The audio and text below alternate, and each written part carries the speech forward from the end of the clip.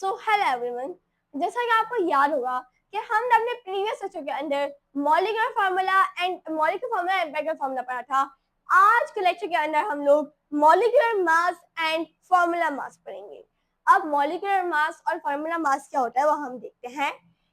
पहले हम हेडिंग देते हैं कि हमारा लेक्चर है molecular mass and formula mass. ठीक है, आपको याद होगा कि जब हम लोगों ने कंपाउंड के बारे में पढ़ा था, molecular covalent compound and ionic compound जब हमने पढ़ा था, तो हमने एक बात देखी थी कि कोवेलेंट कंपाउंड को हम लोग रिप्रेजेंट करते हैं with the help of molecular formula. Molecular formula के जरिए हम कोवेलेंट कंपाउंड को रिप्रेजेंट करते हैं। वही दूसरी तरफ हमने पढ़ा था कि हम लोग आयोनिक कंपाउंड को रिप्रेजेंट करते हैं, आयोनिक कंपाउंड को हम रिप्रेजेंट करते हैं विद फॉर्मूला यूनिट। ठीक है, फॉर्मूला यूनिट। ठीक है, तो ये मॉलिक्यूलर फॉर्मूला यूनिट क्या हुआ, इसी के नाम से बना है कि मॉलिक्यूलर फॉर्मूला का जो मास होगा उसे हम मॉलिक्यूलर मास कहेंगे, और फॉर्मूला यूनिट का जो मास होगा, जो उसका फॉर्मूला यूनिट उसका जो मास होगा उसे हम फॉर्मूला मास कहेंगे। समझ आई? हम इसे डिटेल से लेकर, लेकिन ये आपका बेसिक कॉन्सेप्ट क्लियर करने के लिए कि मॉलिक्यूलर फार्मूला मतलब कोवेलेंट कंपाउंड का जो मास होगा उसे मॉलिक्यूलर मास कहेंगे, और आयोनिक कंपाउंड के मास को हम फार्मूला मास कहेंगे। ठीक है, अब क्या है हम देखते हैं इन्हें, हमसे इरेज कर देते हैं। Where is the duster? खैर हाथ से कर देते हैं।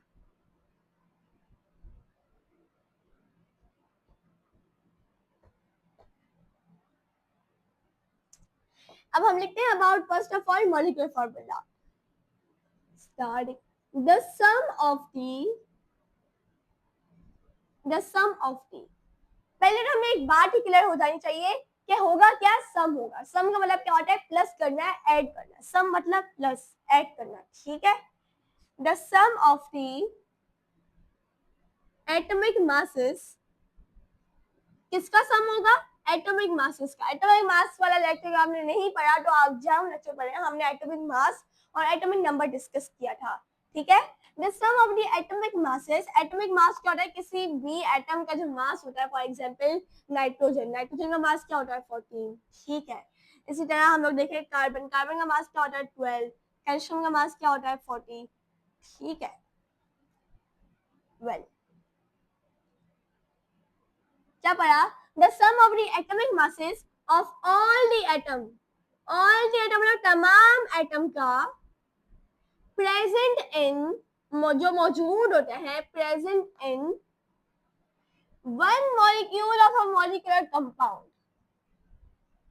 किसी भी मॉलिक्यूलर कंपाउंड के अंदर जो मॉलिक्यूल होता है उसके अंदर तमाम एटम्स का एटॉमिक मासेस को हम ऐड करते हैं तो हमारे पास मॉलिक्यूलर मास कहलाता है। ठीक है, अब हम आते हैं, ये मॉलिक्यूल है ऑफ अ मॉलिक्यूलर कंपाउंड।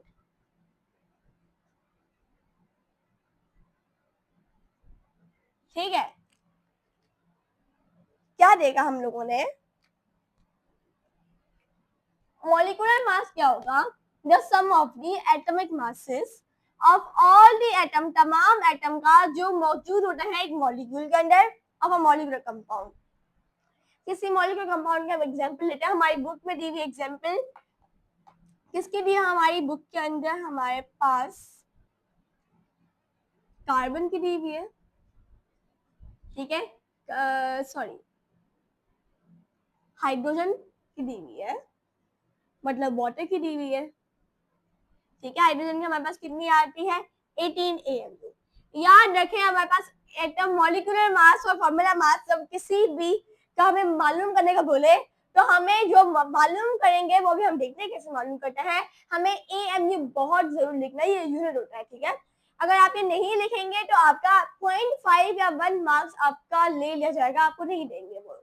ठीक है, तो इसलिए हाइड्रोजन का 18 AMU, एंड वही हमारे पास दूसरी एग्जाम्पल इसी का है, हाइड्रोजन का 18 MU and calcium carbon dioxide का 44 MU। कितना 44 AMU। ठीक है, अब हमारी बुक में एग्जाम्पल 1.2 दी हुई है, उसे हम देखते हैं। ठीक है, हमारी बुक में एग्जाम्पल 1.2 दी हुई है, उसे हम देखते हैं। एग्जाम्पल 1.2 हमारे पास क्या दी हुई है, हम देखते हैं। एग्जाम्पल 1.2, ठीक है, बोलता है calculate the mass of nitric acid. Nitric acid का मास फाइंड करें। इट्स अ मॉलिक्यूल, ये मॉलिक्यूल है, ठीक है, मॉलिक्यूल है इसलिए मॉलिक्यूलर मास कहलाएगा इसका इसका मास। ठीक है, इसका फॉर्मूला है HNO3।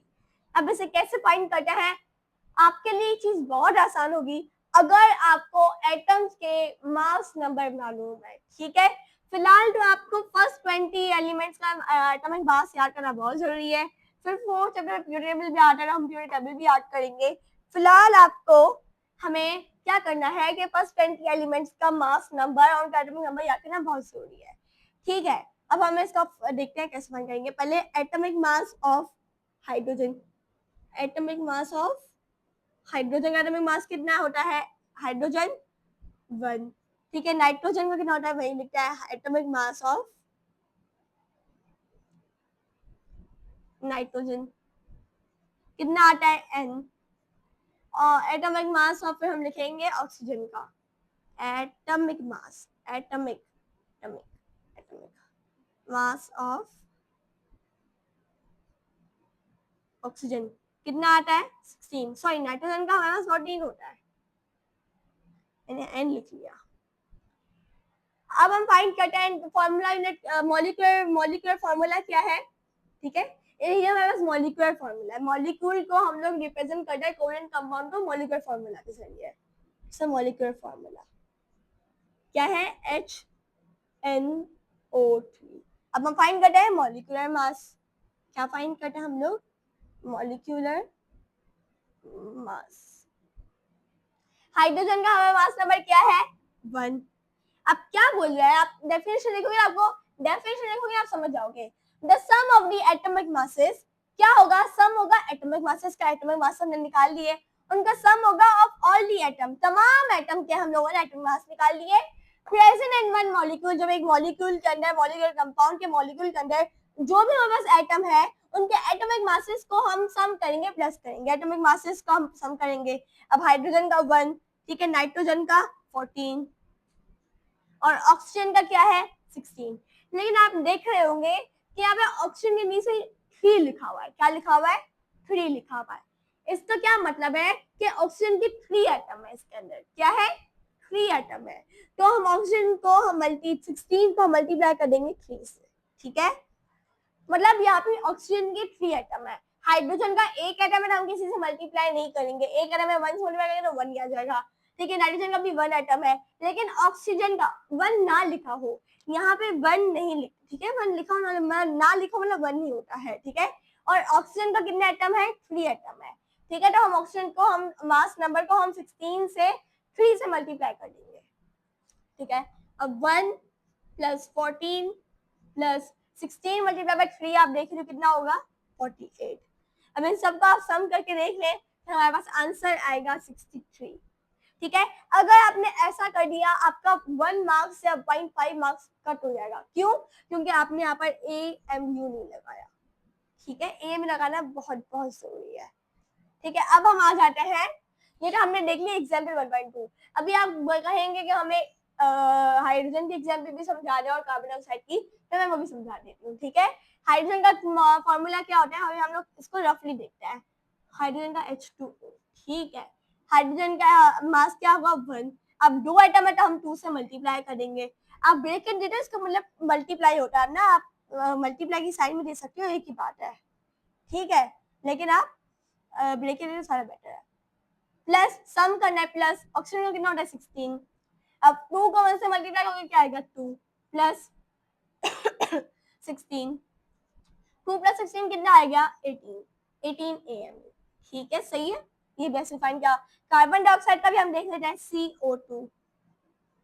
ठीक है, CO2 अब हम लोग कार्बन का कितना होगा 12, ऑक्सीजन का कितना होगा 16, 2 से मल्टीप्लाई करना है, ठीक है। तो 12 प्लस और 16 को 2 से मल्टीप्लाई क्या आएगा 32, 12 plus 32 is equal to 44 AMU, ठीक है। उम्मीद करती हूँ आपको मॉलिक्यूलर मास समझ आ गया होगा, ठीक है। अब फॉर्मूला मास फाइंड करने के बाद का भी यही तरीका है, लेकिन इसकी डेफिनेशन के अंदर हम मॉलिक्यूल को चेंज कर कर और मॉलिक्यूलर कंपाउंड को चेंज करके हम फॉर्मूला लगाएंगे और सब्सटेंस लिखेंगे। वो मैं आपको समझाती हूँ, लेकिन एक बार हम इसे देख लेते हैं, फिर हम इसको रब करेंगे एंड देन हम फॉर्मूला मास समझेंगे। The sum of the atomic masses of all the atoms present in one molecule of a molecular compound, ये molecule है हाइड्रोजन भी और कार्बन डाइऑक्साइड भी, ठीक है। ये मॉलिक्यूलर कंपाउंड का एक मॉलिक्यूल है, इनके अंदर जो भी तमाम एटम होंगे, मतलब H हाइड्रोजन और ऑक्सीजन, इनके एटॉमिक मासेस का हम सम करेंगे। क्या करेंगे? उनको प्लस करेंगे, जो हमने प्लस किया है, या भी आप देख सकते हैं। हम एग्जांपल ली है नाइट्रिक एसिड HNO3 की, ठीक है। ये भी आप देख सकते हैं, ये क्वेश्चन आता है पेपर के अंदर, तो बहुत इजी कॉन्सेप्ट है, बस प्लस ही करना होता है। अगर 3 लिखा हुआ है किसी भी एटम के नीचे, 2 लिखा है, 1 लिखा हुआ है, 4 लिखा हुआ है, 5 लिखा हुआ है, 6 लिखा हुआ है, आपको बस उसके साथ उससे मल्टीप्लाई कर देना, उसके मास नंबर से, ठीक है। उम्मीद करती हूँ समझ आ गया होगा। अब आप चाहे स्क्रीनशॉट ले सकते हैं, मैं ना साइड हो जाती हूँ, फिर हम फॉर्मूला मास डिस्कस करेंगे। चले, अब हम देख लेते हैं फॉर्मूला मास को, ठीक है। अब फॉर्मूला मास के अंदर देखें, हर चीज सेम है, सम ही होगा, प्लस ही होगा एटॉमिक मासेस का। तमाम एटम, जो भी एटम मौजूद होंगे इन वन फॉर्मूला यूनिट, मतलब यहाँ पर हम लोगों ने, वहां हम लिख रहा है मॉलिक्यूल, यहाँ हम लिखेंगे फॉर्मूला यूनिट, ठीक है। किसका? किसी भी सब्सटेंस का। बस ये डिफरेंस है हमारे पास मॉलिक्यूलर और फॉर्मूला मास के अंदर। क्या हमने देखा? Molecular mass हमने देखा sum of the atomic masses of all the atom present in one molecule of a molecular compound, या हम देखेंगे sum of the atomic masses of all the atom present in one formula unit of a substance। किसी भी substance के अंदर जो एक formula unit है, उसके अंदर तमाम एटम के atomic masses को हम ऐड करेंगे, तो हमारे पास फॉर्मूला मास आएगा। बिल्कुल सेम वही स्टेप है, लेकिन फॉर्मूला हमारे पास चेंज होते हैं और मॉलिक्यूल चेंज होते हैं, ठीक है। मॉलिक्यूल हमारे पास शेयरिंग करके बनता है और ये फॉर्मूला हमारे पास गेन और लूज करके बनता है, ठीक है। इसकी एग्जांपल हम देख लेते हैं। तो हमारे पास हमें दी हुई है NaCl मतलब सोडियम क्लोराइड, जिसको हम कॉमन सॉल्ट भी कहते हैं अमूमन। तो इसका हमारे पास क्या है 58.5 AMU। और वहीं उसी तरफ हमारे पास NaCl के अलावा CaCO3 की एग्जांपल दी गई है, ठीक है। इसका हमारे पास क्या है 100 AMU। इसको भी हम देखते हैं, ठीक है। इसको भी हम लोग देखेंगे, लेकिन हम एग्जाम्पल 1.3 देखते हैं। हमारी एग्जाम्पल 1.3 कहती है कि calculate the atomic mass of calculate the formula mass of potassium sulphate. Potassium sulphate का हमें क्या फाइंड करना है? फॉर्मूला मास फाइंड करना है, ठीक है। बस दिया हुआ है फॉर्मूला यूनिट दिया हुआ है K2SO4। It is a formula unit, ठीक है। वहीं पे HNO3 हमारे पास क्या था? मॉलिक्यूल था, ये फॉर्मूला मास है। तो वही हमें बस याद है कि फॉर्मूला यूनिट के अंदर जो एटम के एटॉमिक मास उनको ऐड करना है। वहां पे क्या था कि मॉलिक्यूल के अंदर जो हमारे पास एटम्स है उसका एटॉमिक मास का ऐड करना है, ठीक है। वहां मॉलिक्यूल है, यहाँ पे फॉर्मूला यूनिट है, सिंपल यही बात है। वेल K2SO4, ठीक है। अब K2SO4 हम लोगों ने देख लिया। अब एटॉमिक मास फाइंड करेंगे। Atomic mass of K2 K potassium का कितना होता है 39, ठीक है। Atomic mass of sulphur, sulphur का कितना होता है 32,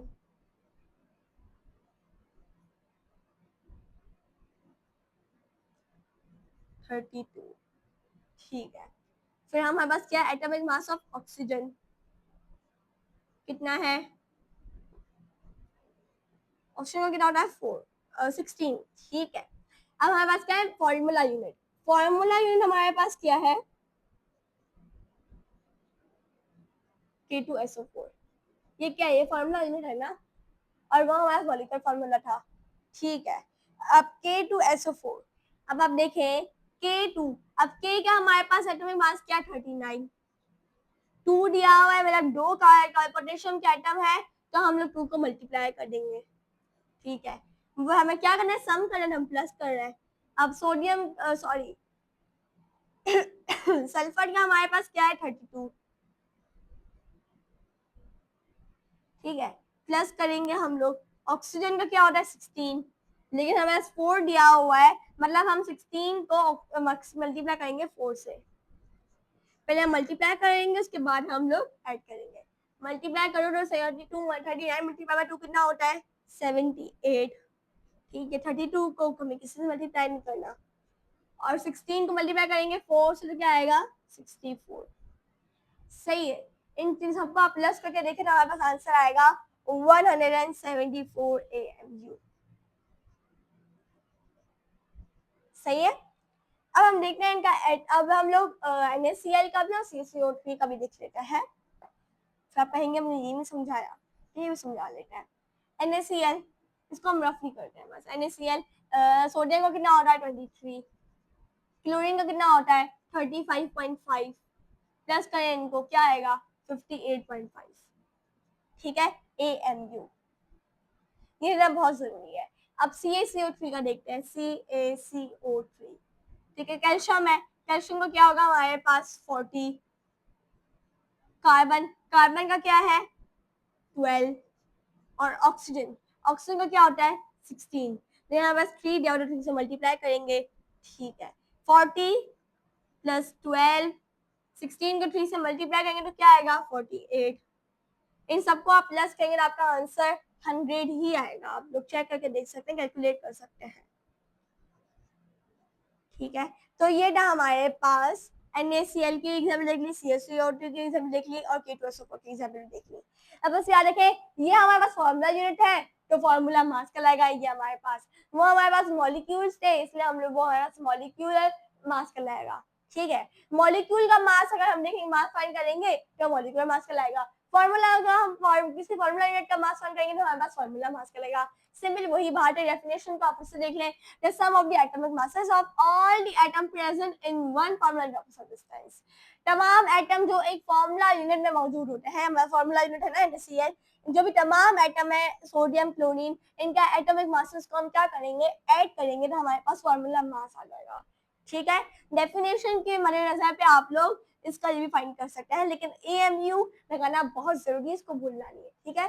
तो हमारा आज का लेक्चर उम्मीद करती हूँ आपको पसंद आया होगा। अब मिलते हैं अपने नेक्स्ट लेक्चर के अंदर, तब तक के लिए अल्लाह हाफिज।